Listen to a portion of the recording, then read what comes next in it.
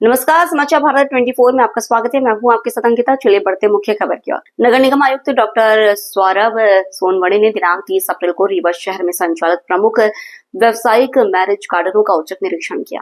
इस दौरान उन्होंने संस्कृति ग्रीन गार्डन, यूकेएस पैलेस, परिणय वाटिका, लक्ष्मी गार्डन, लैंडमार्क हनुमान वाटिका एवं राजवाड़ा पैलेस जैसे प्रतिष्ठित गार्डनों में पार्किंग व्यवस्था, अग्निशमन सुरक्षा, बल्क वेस्ट और वैध अनुमति पत्रों की जानकारी ली।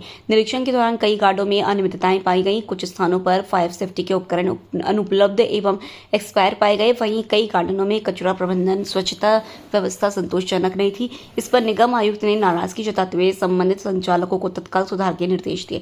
आयुक्त डॉक्टर सोनवड़े ने कहा कि व्यावसायिक रूप से संचालित सभी मैरिज गार्डनों के लिए नगर निगम से लाइसेंस अनुमति प्राप्त करना अनिवार्य और सभी बारात घरों का निरीक्षण कर अनियमितताएं पर नोटिस जारी करने के निर्देश दिए। उन्होंने यह भी चेतावनी दी कि बिना लाइसेंस और मानकों का उल्लंघन करने वाले गार्डनों पर जुर्माना लगाने के साथ साथ सील बंदी की कार्रवाई की जाएगी।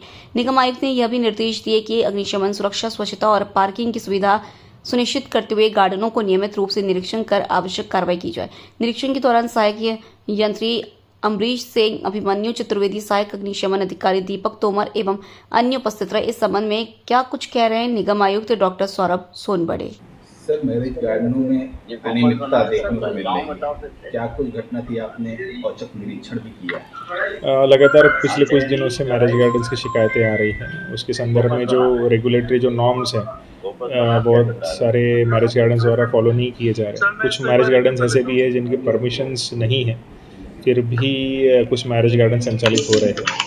ऐसे कुछ मैरिज गार्डन्स का कल रात को निरीक्षण किया गया जिसमें उनकी पार्किंग व्यवस्था है या नहीं है, क्योंकि अक्सर पार्किंग रोड पे होकर ट्रैफिक जाम की समस्या सामने आ रही है। फायर एक्सटिंग्विशर या फायर एनओसीज बहुत सारी जगह पे नहीं है, उसमें भी दिक्कत होने की संभावना हमेशा बनी रहती है।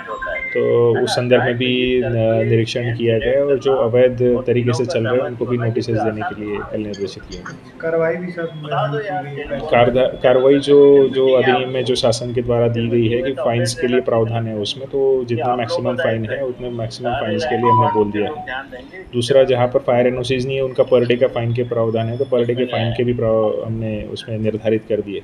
जहाँ पर एक्सपायर्ड मिले कुछ फायर एक्सटिंग्विशर्स, लोगों को पता नहीं हो कैसे चलाना है, ऐसे लोगों को भी हमने नोटिस जारी किए हुए। सर, कुछ पॉइंट्स आप बता दीजिए कि क्या पॉइंट्स होने चाहिए? मैरिज गार्डन के लिए 3-4 बहुत इंपॉर्टेंट जो पॉइंट है, बाकी बहुत सारी गाइडलाइंस हैं। उसमें सबसे इम्पोर्टेंट पॉइंट है एंट्री और एग्जिट अलग अलग होना, फायर एक्सटिंग्विशर की सुविधा होना, पार्किंग की व्यवस्था जो जितना एरिया है उसमें गाइडलाइंस के अनुसार 25% तक उसकी पार्किंग का स्पेस रिजर्व होना, वाटर हार्वेस्टिंग सिस्टम होना, कचरा प्रबंधन जो होना चाहिए उसकी एक व्यवस्था रहे नगर निगम के साथ या इंडिपेंडेंट जो है।